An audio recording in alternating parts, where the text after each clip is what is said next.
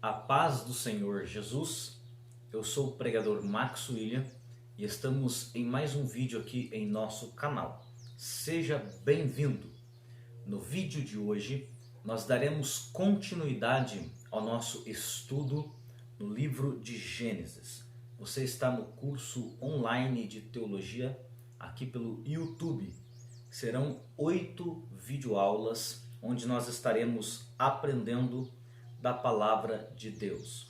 Esta aula já é a 7ª aula e nós estamos dando continuidade ao livro de Gênesis. Neste livro nós estudamos sobre a criação, nós estudamos sobre a queda do homem, nós estudamos sobre o período pré-diluviano. Foram 3 aulas. E hoje, neste vídeo, falaremos sobre o período pós-diluviano, o período que vem depois do dilúvio. Teremos um texto no capítulo 9 de Gênesis, capítulo 10 e o capítulo 11, pois no capítulo 12 a seguir nós já teremos um vídeo para um próximo estudo, o vídeo sobre a era patriarcal na pessoa de Abraão, Isaque e Jacó. A aula de hoje então tem este tema: era pós-dilúvio, era pós-diluviana.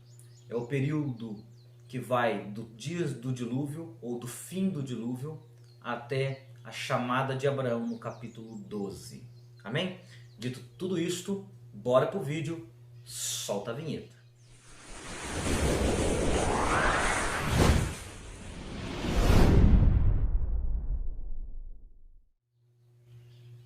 Amém. Meus queridos, vamos à leitura da palavra de Deus, livro de Gênesis, capítulo 9, e eu quero ler o versículo de número 18 e 19, e depois estaremos lendo do 20 ao 29, que são versículos extremamente importantes que marcam este tempo da Bíblia Sagrada. Versículos 18 e 19 nos diz assim, passo a leitura do texto. E os filhos de Noé que da arca saíram foram Sem, e Cã e Jafé. E Cã é o pai de Canaã. Estes 3 foram os filhos de Noé, e destes se povoou toda a terra. Amém. Antes do dilúvio, nós tínhamos uma terra cheia de violência, uma terra cheia de pecados, e por este motivo Deus a destruiu. Esta terra foi cheia da descendência de Adão e de Eva, e deste grande grupo que morreu antes ou aqui no dilúvio, Deus salvou 8 almas. Deus salvou Noé, Sem, Cã e Jafé, 4 homens e suas 4 esposas. Então nós temos uma família de 8 pessoas. Dessas 8 pessoas, a terra será cheia novamente e nós teremos um mundo cheio de pessoas como nós temos hoje, que vieram destes 8, desta família. Noé sai da arca com Sem, seu primeiro filho, com Cã, o filho do meio, e Jafé, o filho mais novo. E estes 4 casais irão povoar a terra.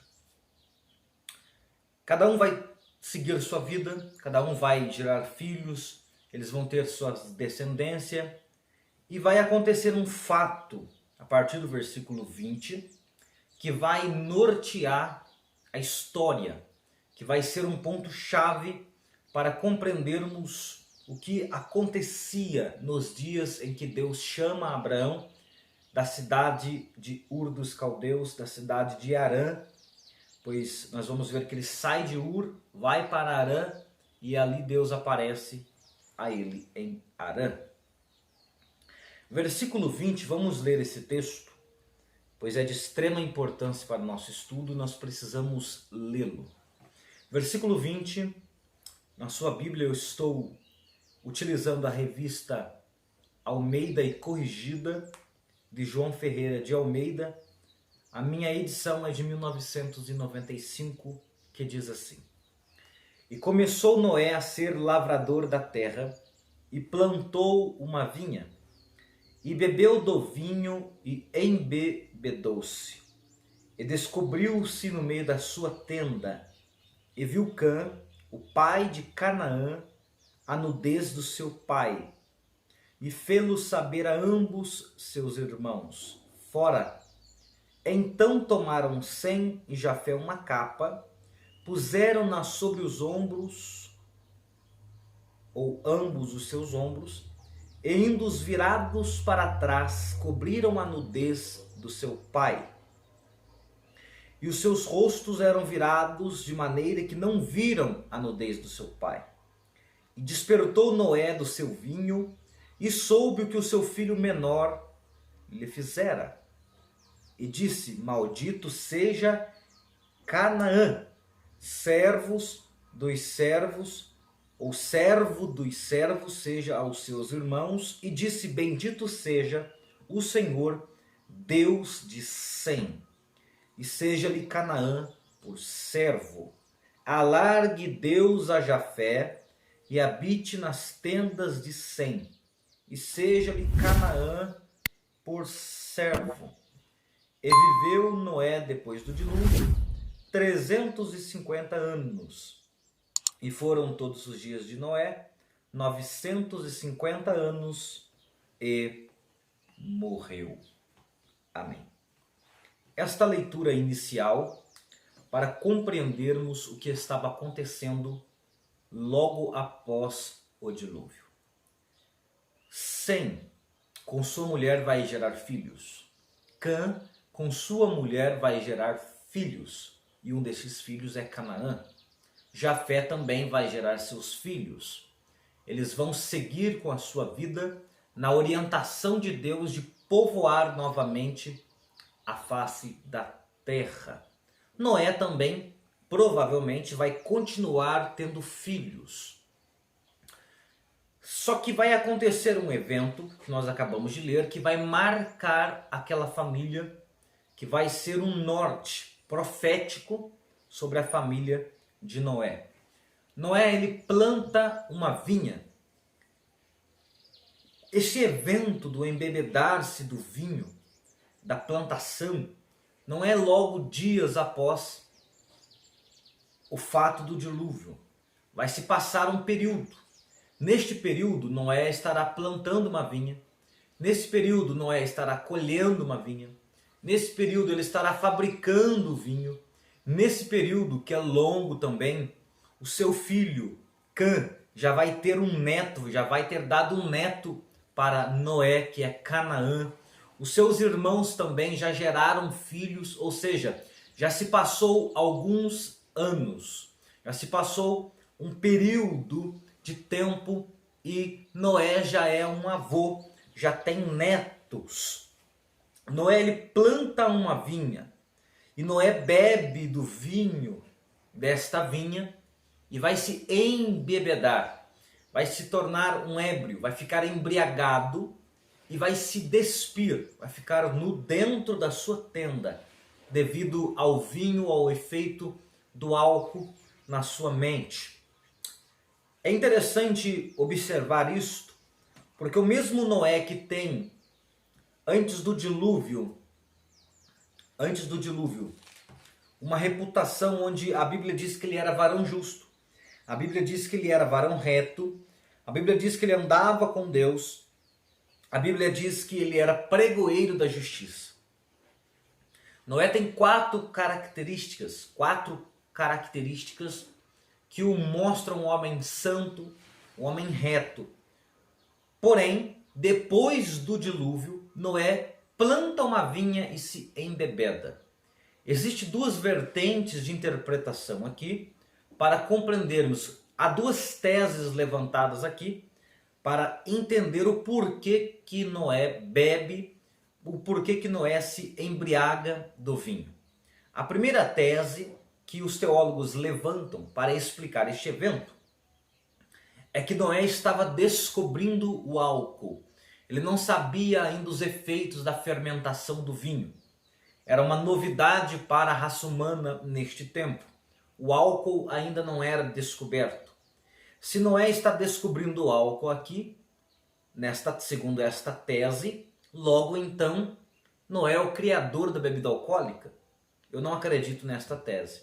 Eu acredito que Noé ele está utilizando-se, eu acredito na segunda tese, que Noé está utilizando-se de algo já conhecido por eles, algo criado nos dias de trevas que antecederam o capítulo 6 e antecederam o dilúvio, para entorpecer os seus sentimentos. Nesta segunda tese eu acredito. Por que nesta segunda tese eu acredito? Porque Noé viu uma cena que nós não vimos. Noé viveu um tempo que nós não vivemos. E Noé pregou para toda uma geração, anunciando que viria a destruição, e eles não acreditaram em Noé. Noé agora vive ou entra num período de depressão, e ele precisa então entorpecer os sentimentos de culpa, os sentimentos de dor, de perda que ele viveu no dilúvio. Porque, irmãos, abramos um parênteses aqui. É difícil você olhar pela janela da arca e ver milhões de seres humanos boiando sobre a face das águas, todos corpos mortos. Você não imagina quantas pessoas bateram naquela arca antes do dilúvio, quando começou mesmo a encher a terra de água?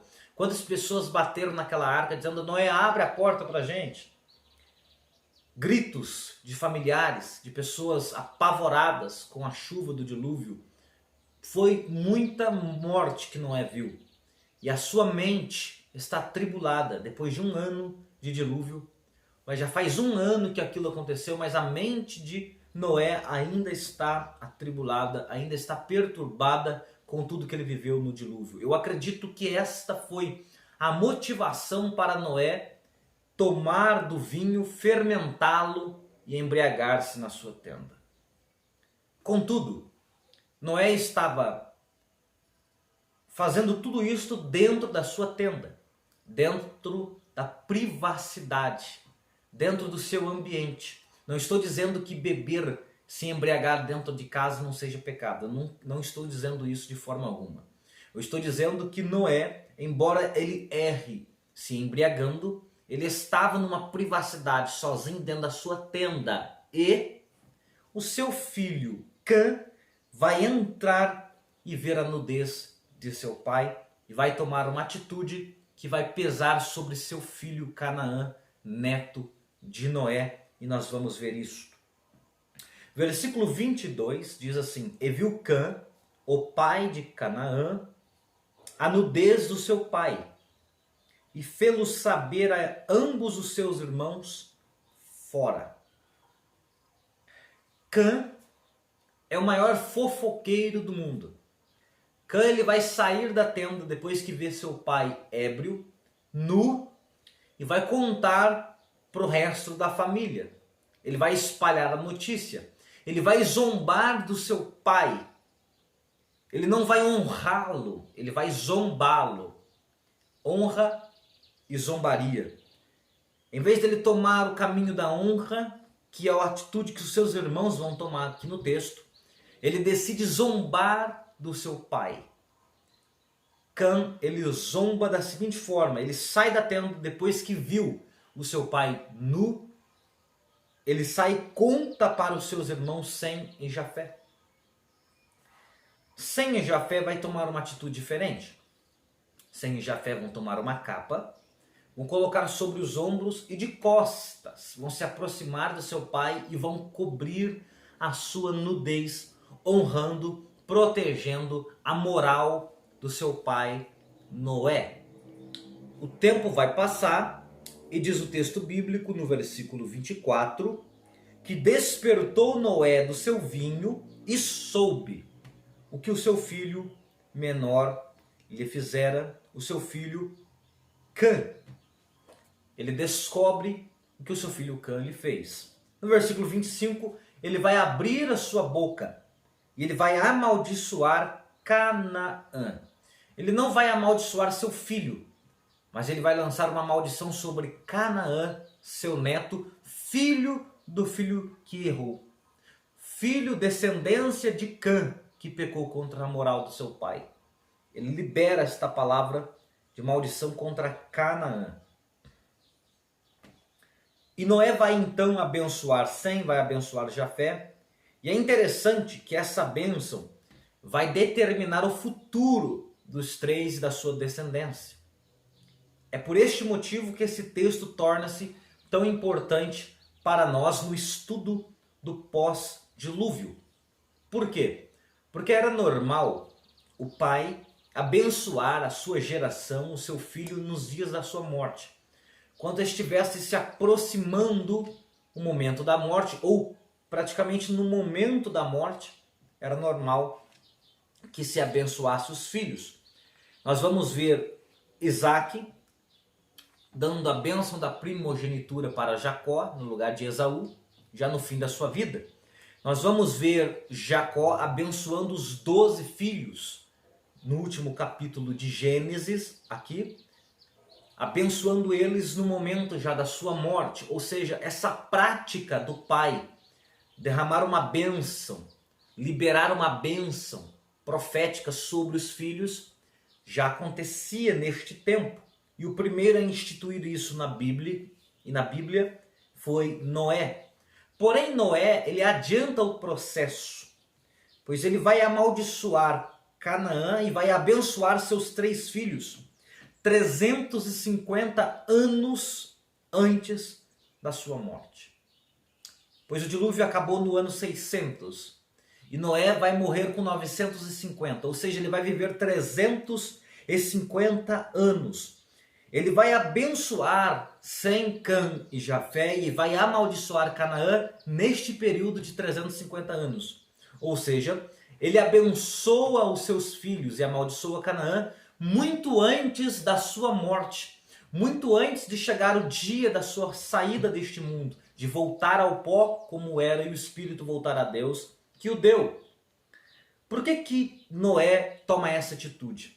Porque na mente de Noé, no estado deprimido que Noé estava, no estado de pressão psicológica que Noé estava, para ele já estava morrendo, ele já estava pronto para sair daqui, ele já não queria mais viver. O fato de Noé abençoar os filhos antes do momento da sua saída do mundo é porque ele já estava desistente da vida, ele estava num estado de depressão espiritual, ele estava sofrendo angústias, tristezas e pavores. E agora, com a atitude do seu filho, mais aborrecimento lhe traz e ele já quer morrer. E por querer morrer, então ele decide já liberar logo a bênção para Jafé, para Sem e para Cã e para todo mundo que tem que abençoar, mas ele amaldiçoa Canaã. Isto vai acontecer. A bênção de Noé, ela é interessante, nós vamos observar esta bênção.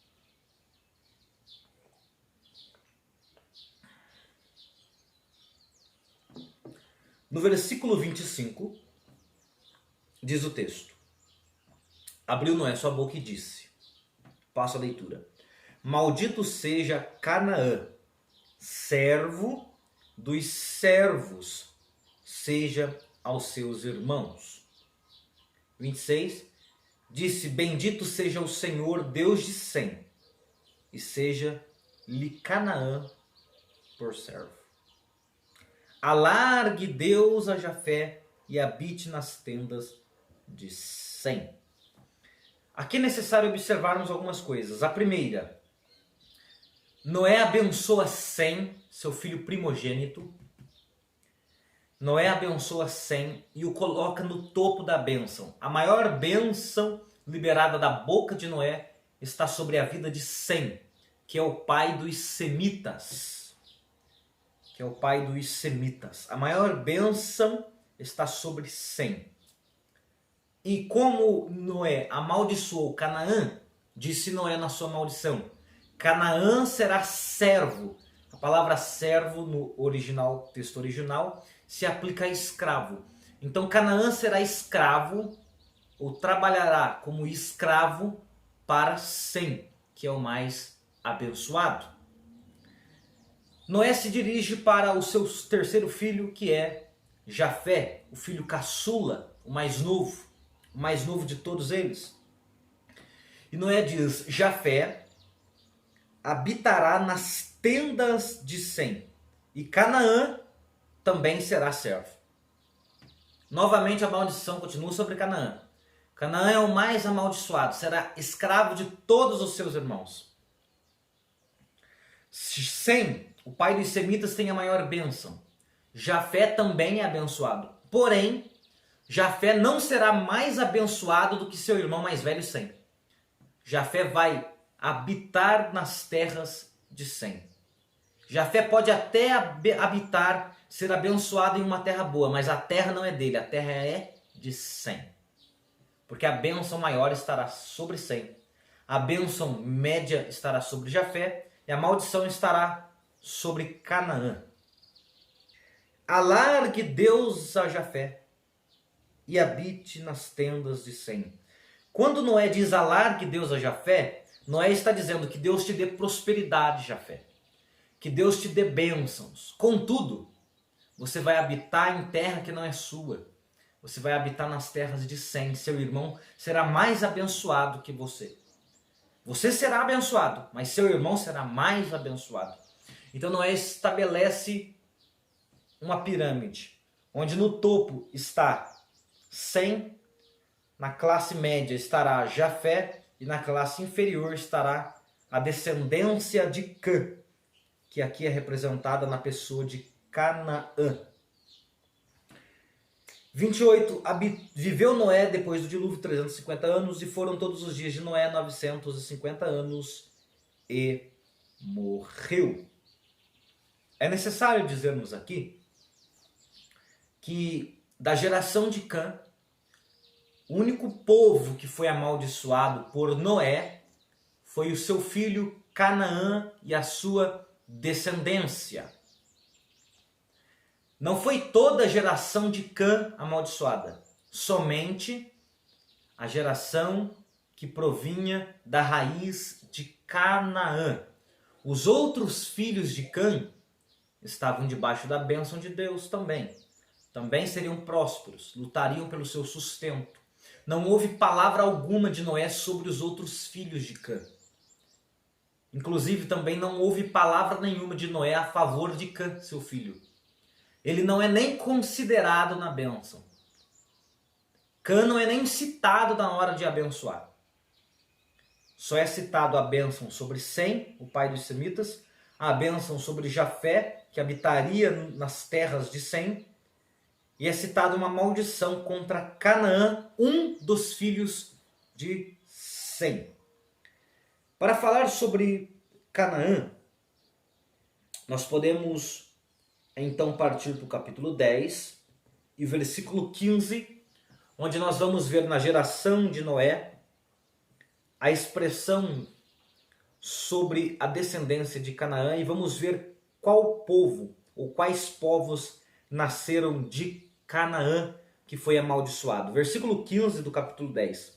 Canaã gerou a Sidom, seu primogênito, e a Et, e ao Jebuseu, e ao Amorreu, e ao Girgazeu, e ao Eveu, e ao Arqueu, e ao Sineu, ao Arvadeu, ao Zemareu, ao Emateu, e depois se espalharam as famílias dos cananeus.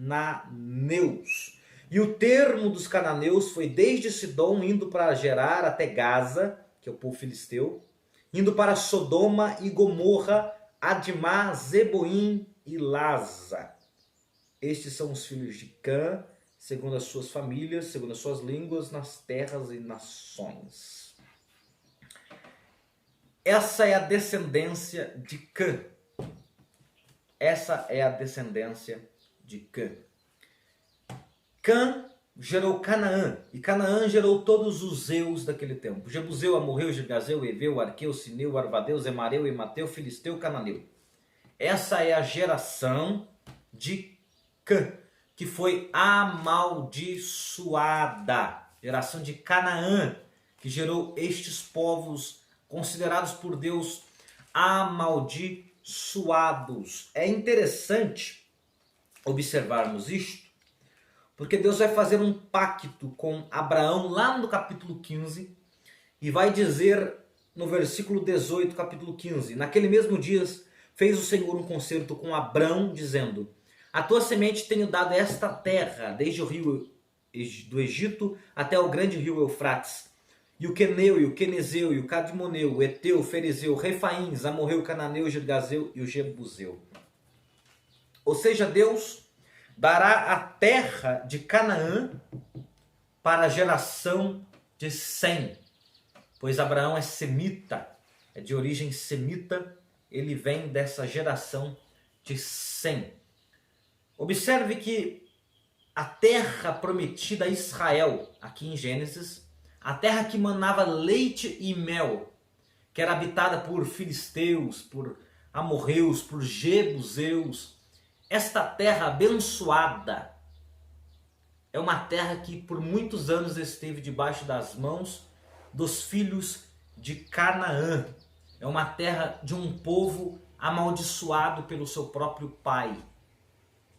E eles vão ser mortos depois para que Israel tome aquela terra prometida.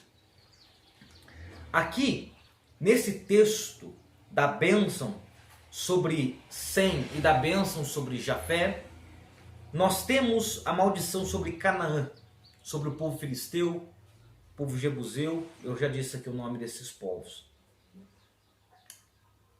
Observe que a bênção liberada pela boca de um pai, ela tem poder. A bênção liberada pela boca de Noé tem poder. Mas a maldição liberada também pela boca de um pai também tem poder. Por que a palavra da boca de um pai sobre os seus filhos tem poder?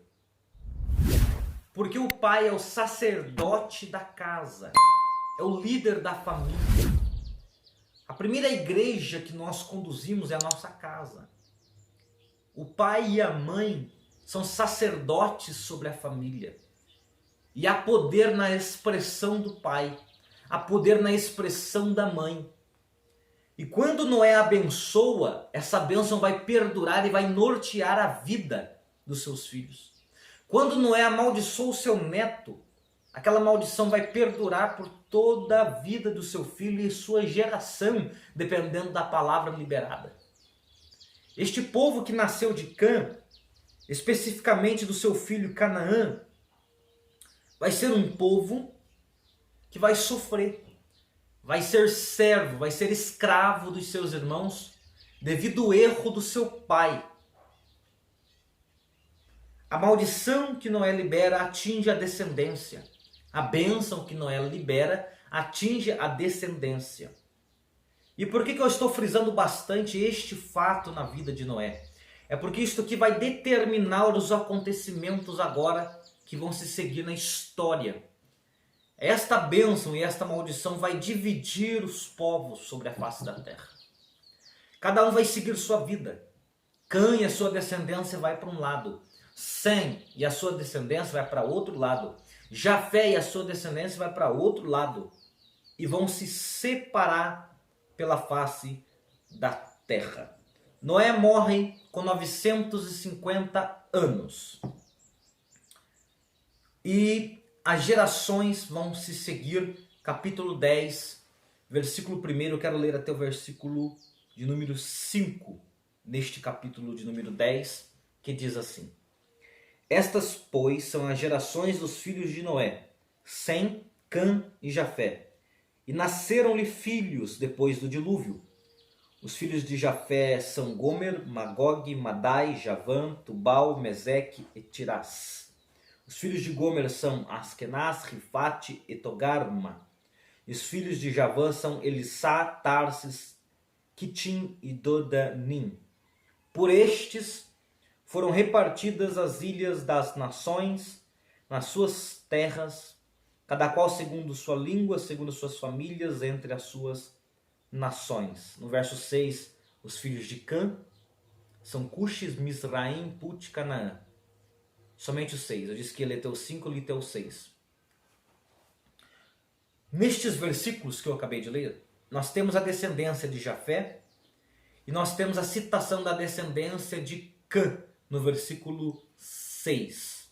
Cã gerou a Cuxi, Mizraim, Put e Canaã. Quatro filhos são os filhos de Cã.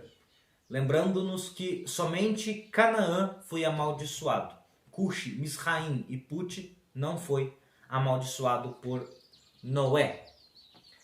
Por estes, o versículo 5, eu quero frisar este versículo 5, foram repartidas as ilhas das nações. Observe esta expressão, ilhas das nações. Se você não assistiu à aula anterior, era pré-diluviana, você perdeu o nosso ensinamento sobre a questão da terra ser uma porção seca e agora, depois do dilúvio, nesse período, a terra começa a se separar. A modificação na terra e agora não é mais somente um bloco de terra, mas serão divididos os continentes como nós conhecemos hoje. Continente americano, continente asiático, as ilhas, Europa, como nós conhecemos hoje, a África, tudo vai... E essa divisão que nós conhecemos hoje é chamado pela Bíblia de Ilhas das Nações. O que é a América do Sul se não uma ilha das nações?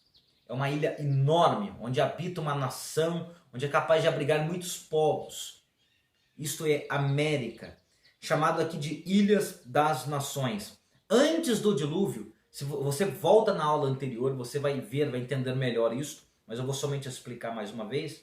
Antes do dilúvio, a terra era aquela porção seca, que disse Deus, apareça a porção seca. Mas depois do dilúvio, a geografia será mudada.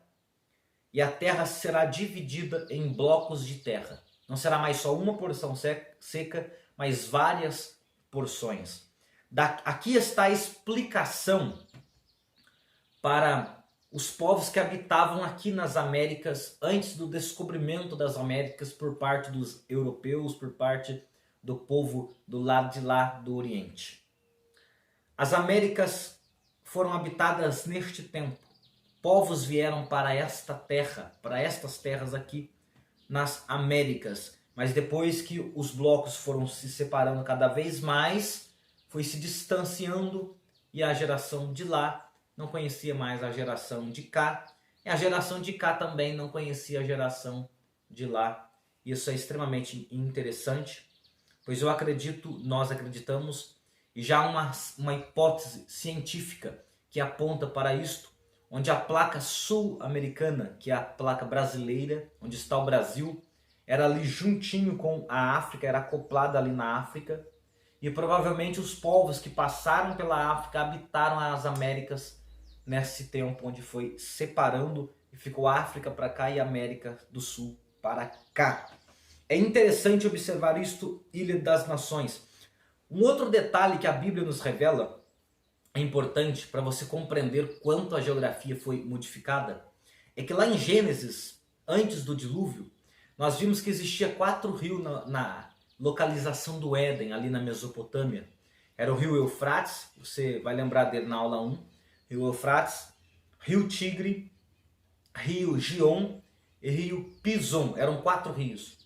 Hoje nós sabemos que não existe mais 2 deles, rio Gion e rio Pison. Somente existe o Eufrates e o rio Tigre. Por que esses 2 rios somem depois do dilúvio? É porque a geografia vai ser mudada. A geografia será transformada. Agora não somente a terra se divide em blocos, mas também rios são mudados, coisas novas aparecem na terra. A geografia começa a ser diferente, começa a ser mudada. Essa geografia é mudada e povos são repartidos pela face da terra, as ilhas das nações. Todos começam a progredir, começam a reproduzir-se, começam a ter filhos. Jafé tem alguns filhos, nós já lemos os nomes deles aqui. Cã tem 4 filhos, que é Cuxi, Misraim, Put e Canaã. Lembrando que Canaã será o filho amaldiçoado e vai gerar aquela geração de Amorreu, Jebuseu, Girgazeu, Eveu, Queneu, Cananeu, Filisteu, Emateu, essa geração aí. E os outros filhos também irão gerar. E é interessante um nome que aparece aqui no versículo 9, que é também filho de um dos filhos de Cã. É um menino que é neto de Cã, filho de Cuxi. Versículo 8. Cuxi gerou a Nimrod. Este começou a ser poderoso na terra. Esse Nimrod é importante nós notarmos ele aqui no texto, porque ele será responsável pela criação de 2 cidades importantes na Bíblia. Nós já vamos lê-la aqui. Versículo 9. Este Nimrod foi poderoso caçador diante da face do Senhor. Pelo que se diz, como Nimrod, poderoso caçador diante do Senhor. E o princípio do seu reino foi Babel. Babel. Quem criou a cidade de Babel e a construção da torre de Babel é este homem chamado Nimrod, filho de Cuxi, filho de Cã, ou seja, neto de Cã. Lembrando que esse povo de Cuxi não foi amaldiçoado. Quem foi amaldiçoado foi Canaã e a sua descendência de Jebuseu, de Amorreu, Girgazeu, Eveu, Cananeu e os Zeus daquele tempo. Cuxi não foi amaldiçoado e Cuxi gera a Nimrod. Nimrod é caçador e ele funda Babel. Mais do que isso, versículo 11.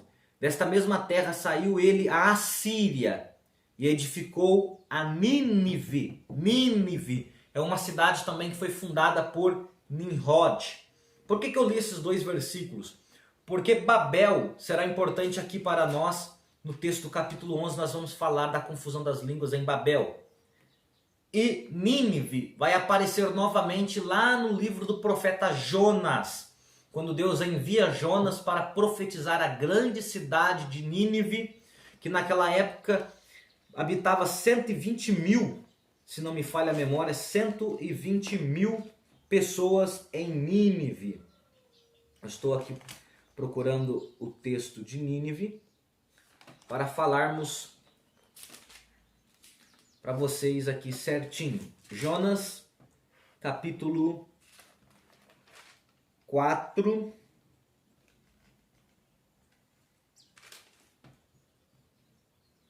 E versículo 11, onde diz assim: Não hei eu de ter compaixão da grande cidade de Nínive, Jonas, em que estão mais de 120 mil homens que não sabem discernir entre a sua mão direita e a sua mão esquerda. Ou seja, esta cidade de Nínive será uma grande cidade nos dias de Jonas, do profeta Jonas, onde habita mais de 120 mil homens naquele tempo. Esta cidade que Jonas vai profetizar foi fundada por Nimrod. É Nimrod, neto de Cã, filho de Cuxi, que vai fundar Nínive. Mas não só Nínive, vai fundar também Babel. É interessante que a expressão ainda do capítulo 10, no versículo de número 31, diz assim: Estes são os filhos de Sem, segundo as suas famílias, segundo as suas línguas, em suas terras, em suas nações.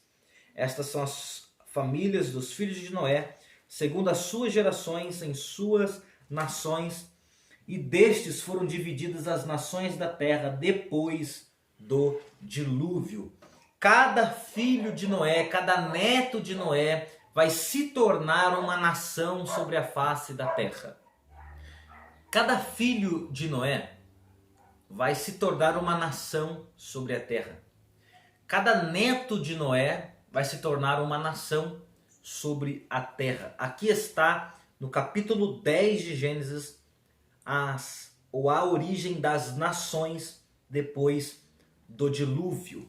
Nós vamos encontrar aqui neste texto todos os filhos e netos de Noé gerando, crescendo e enchendo a ilha das nações ou as ilhas das nações.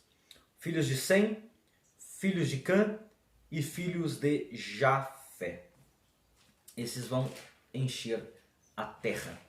Dos filhos de Cã nasceu Cuxi, e Cuxi gerou a Nimrod, como nós vimos, e Nimrod vai edificar Babel. A primeira atitude de Nimrod, no versículo 10 do capítulo 10, o princípio do seu reino foi Babel. Então ele vai para Babel. Vamos entrar então no capítulo 11, onde nós teremos a referência sobre Babel. Este capítulo 11 é o encerramento da nossa aula de hoje. Estamos falando sobre o período pós-diluviano. O período pós-diluviano é o período que vai do capítulo 9, versículo 18, até o capítulo 11, versículo 32, porque no capítulo 12 já começa a era patriarcal, a chamada de Deus para Abraão, e nós vamos ver depois Abraão, Isaac, Jacó, José e o entrar ali no Egito.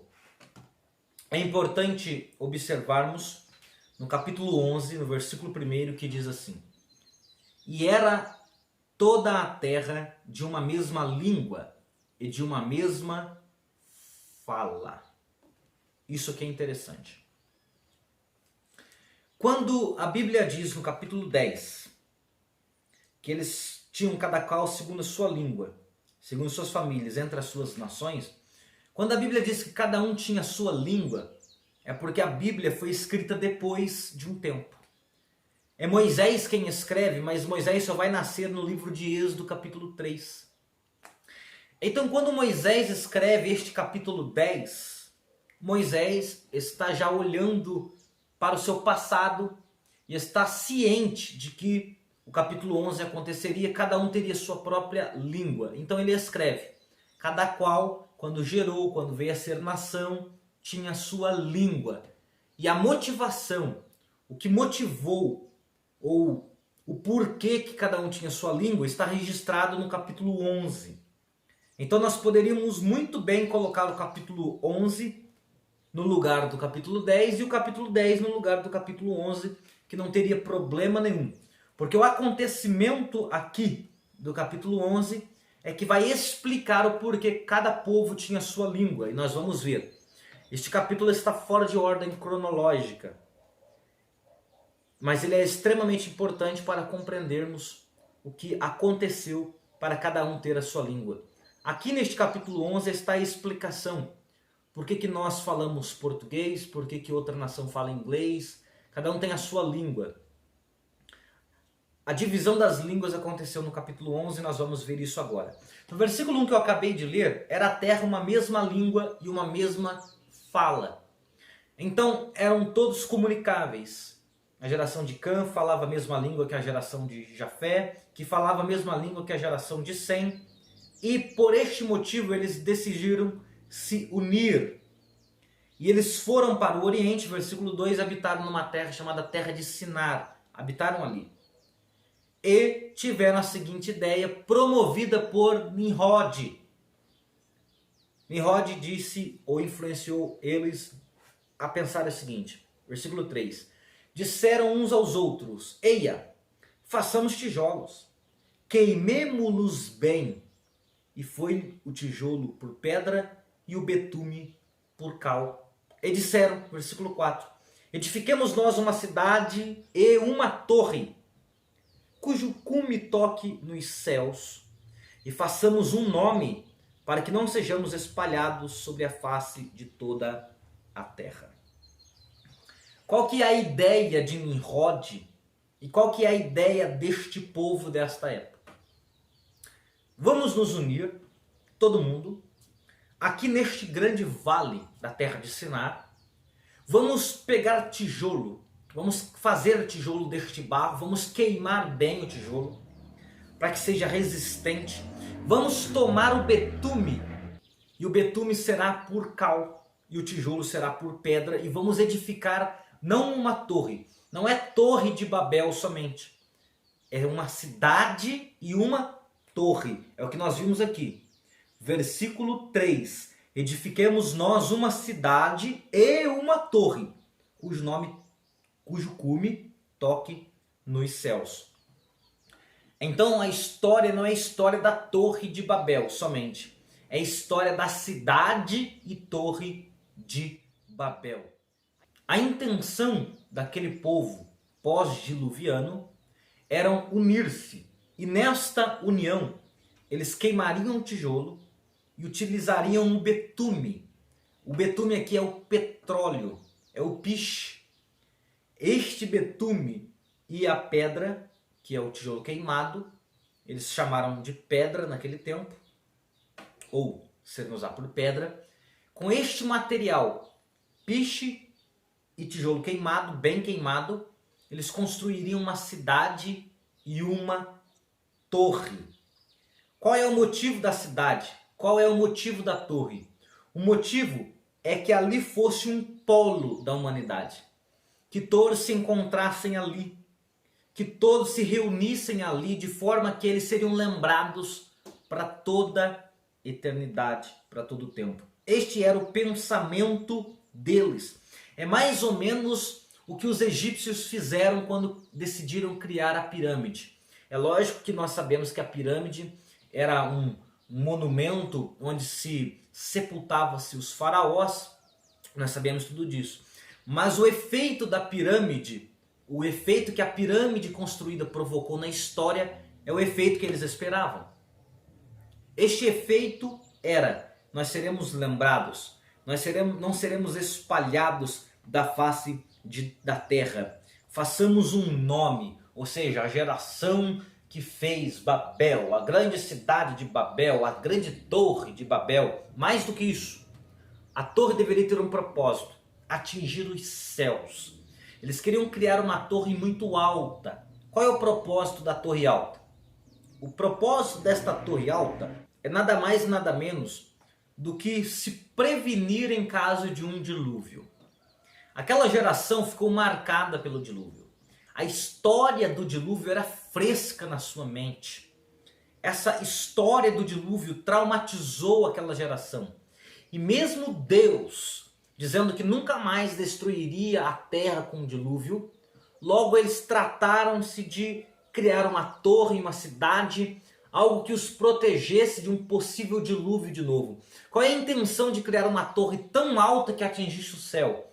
A intenção é, se porventura, se por acaso vier um dilúvio sobre a terra de novo, nós estaremos salvos no alto da grande torre de Babel.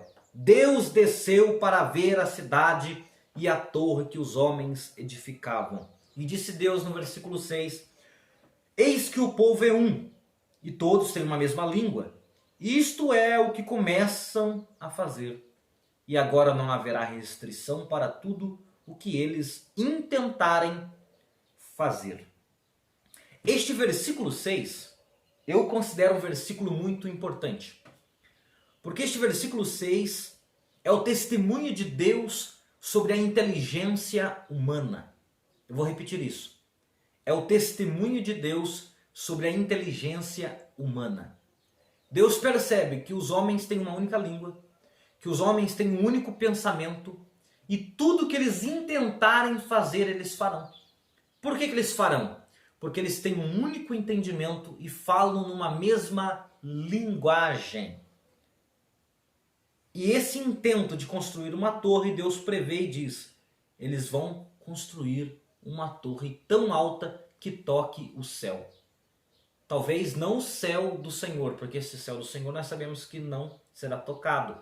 Muito menos o céu cósmico, né? Eles não conseguiriam criar uma torre tão alta que atingisse, então, o espaço. Mas o céu atmosférico, as nuvens, por que não? Eles tentariam fazer, eles insistiriam em fazer essa torre. E alguns acreditam que esta torre seria um dos zigurates antigo. E nós temos na história um dos zigurates da Babilônia, que atingiu a altura de 91 metros. E Alexandre o Grande, no período grego, destruiu por volta do ano 331 a.C., com a intenção de reconstruí-lo. Alexandre o destruiu primeiro, mas Alexandre morreu e a obra que ele pretendia fazer então se parou. Mas houve um zigurate de 91 metros de altura, Seria esse talvez essa grande torre de Babel? Não sabemos. Contudo, Deus disse: o povo é um, a língua é uma só, eles têm o mesmo pensamento. Esse é o testemunho de Deus sobre a inteligência humana. O testemunho de Deus sobre a inteligência humana. Nós estamos no século de número 21. Talvez você está assistindo essa aula pela tela do seu computador, talvez você está assistindo essa aula pelo seu tablet, talvez você está assistindo essa aula pelo seu smartphone. E o interessante é que eu estou na minha casa e você pode estar do outro lado do país assistindo esta videoaula agora. Isso é o avanço tecnológico. Este avanço tecnológico recebeu o testemunho de Deus no versículo 6. Se o homem tem uma mesma fala e tem o mesmo pensamento, não haverá restrição para tudo que eles intentarem fazer. É interessante que o homem, quando ele fala numa mesma língua e tem o mesmo pensamento, se ele colocar um projeto para fazer, ele faz. Como eu disse, nós estamos na era da tecnologia. Nós sabemos que o homem conseguiu a proeza de sair da Terra num foguete e pisar na Lua. Isso é um avanço tecnológico. Mais do que isso, o homem hoje consegue manter homens no espaço, na ISS, a Estação Espacial Internacional. E essa Estação Internacional Espacial é uma estação que tem, ou que ela é a maior nave, ou a nave mais tecnológica que o ser humano conseguiu construir. E quem diria neste tempo que o homem um dia conseguiria sair da Terra, atravessar a atmosfera e chegar no espaço? Isso é avanço tecnológico. Mas por que o avanço tecnológico é possível? Porque o homem fala numa mesma língua e tem um mesmo pensamento. E numa mesma língua e no mesmo pensamento, ele consegue todo o projeto que ele intentar fazer. Está aqui o segredo do progresso tecnológico. Mais do que isso, aqui nós podemos extrair uma lição para nós. Nós como igreja, nós como servos de Deus, se nós tivermos uma mesma fala com o nosso irmão, o mesmo pensamento com o nosso irmão, o mesmo entendimento com o nosso irmão, nós conseguimos realizar todos os nossos projetos. Pois o sucesso da humanidade está na união do pensamento, na unidade do pensamento. O sucesso humano está na unidade do pensamento. Mas Deus não quer que eles se unam. Deus não quer que eles construam uma cidade. Deus não quer que eles construam uma torre que toque os céus. Deus não quer esse tipo de avanço tecnológico para este tempo. Então o que Deus faz? Deus diz no versículo 7, desçamos e confundamos ali sua língua, para que não entenda um a língua do outro. Verso 8, assim espalhou dali sobre a face da terra e cessaram de edificar a cidade. Olha que interessante. O Senhor Jesus, o Senhor Deus, para espalhá-los, tem a brilhante ideia de confundir as suas línguas. No português eu chamo isso de copo. Em outra língua a expressão é diferente. Deus diz, se um objeto tiver duas expressões, um não vai entender o outro. Eu vou trocar a língua deles. E na troca de língua eu vou espalhá-los. Porque quem consegue trabalhar se não entende o companheiro? Andarão dois juntos se não estiverem concordados? Não andarão. Se eles não conseguem concordar um com o outro, se eles não conseguem compreender a linguagem do outro, como construir uma cidade? Essa é a ideia de Deus, vou confundi-los. Deus desce e mistura as línguas. E aqui nasce o português, o hebraico, o grego, o alemão, o inglês, o chinês. Aqui nasce as línguas, a variedade das línguas na Terra. Só que essa variedade é para espalhá-los. E aqui se originam as nações, os povos, cada qual com sua língua. A família de Sem fala uma língua, a família de Cã fala outra língua, a família de Jafé fala outra língua. Os asmoneus falam uma língua, os de Ludim falam outra língua, os Sidom falam outra língua, os Girgazeu falam outra língua e por aí vai. Os filisteus falam outra língua. Deus vai misturando as línguas e eles então desistem de construir a cidade de Babel e a torre de Babel. Assim está o mundo pós-diluviano. Até que nesta geração, na geração de Sem, irá nascer um homem chamado Naor, versículo 25 do capítulo 11, que diz assim: Viveu Naor, que é este homem que nasce, depois que gerou Tera, 119 anos, e gerou filhos e filhas. 26, reviveu Tera 70 anos e gerou a 3 filhos, Abrão, Naor e Arã. Isso aqui é interessante. Naor gerou Tera, Tera gerou Abrão, Naor e Arã. Abrão nasce de Tera, e Tera nasce de Naor, Naor de Serug, e estes todos são descendências de Sem. Pois no versículo 10 está escrito: estas são a geração, ou as gerações de Sem. Sem era da idade de 100 anos, gerou Arfaxade, e Arfaxade gerou, e que gerou, até chegar em Abrão. Abraão é descendente de Sem. Lembrando que Sem é o mais abençoado de todos os filhos de Noé. Sem gera Naor, Naor gera Tera. Tera é pai de 3 filhos, Abrão, Naor e Arã. Por que eu estou frisando Abrão, Naor e Arã? Porque Deus vai escolher este Abrão para dele trazer à existência a nação de Israel.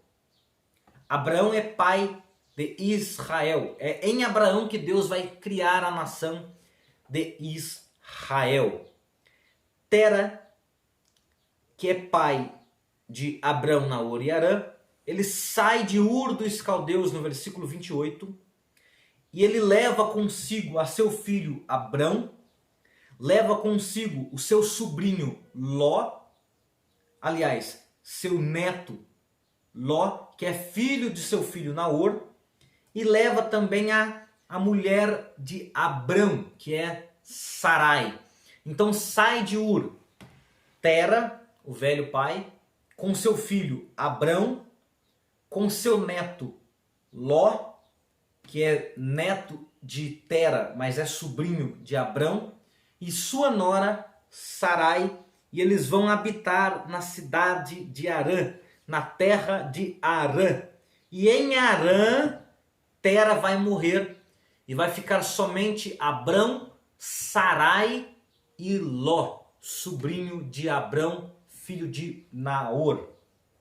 É aqui nesta terra de Harã, próximo à terra de Canaã, que Deus vai aparecer a Abrão no capítulo 12 e vai iniciar-se então a era patriarcal, onde nós teremos a história de Abraão, Isaque, Jacó e José, já um ingresso para o Egito, onde nós teremos o capítulo 50, toda a geração já no Egito, já entrando para o livro de Êxodo, para um próximo estudo, se Deus quiser.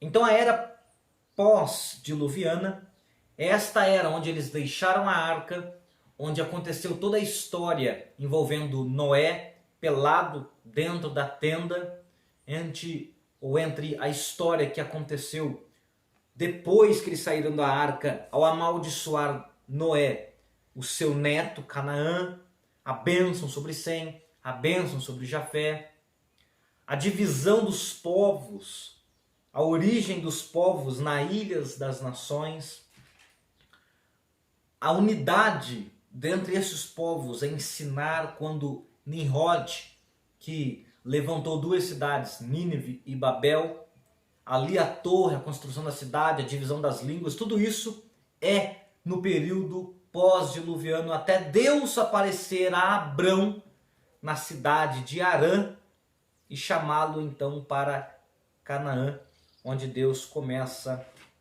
a obra na vida de Abrão, que que já é uma próxima aula, se Deus quiser. Que Deus abençoe sua vida, você que tem acompanhado esse estudo, em nome de Jesus. Até a próxima aula, a paz do Senhor Jesus. Amém.